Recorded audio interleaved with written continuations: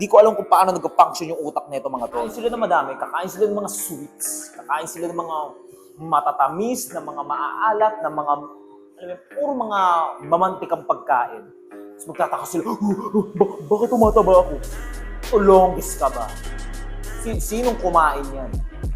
Kaya yung mga bonjing, tignan mo ha, kung ikukumpara mo yung mga burog versus mga bonjing, hindi ko sabi pag burog ka, hindi ka na madedepress. Merong parang chance na madedepress ka. Pero kung makikita mo yung porsyento sa dalawang yun, itong mga burog at itong mga bonjing, kung alin ang mas matimbang pagdating sa depression, mas matimbang dito. Mga bonjing. Kasi karamihan sa mga bonjing ay wala silang accountability. Kabig sa pagkakamali nila. Puro na lang sila tama. Feeling nila ang perfect nila. Tingin nila sa sarili nila ay the shit.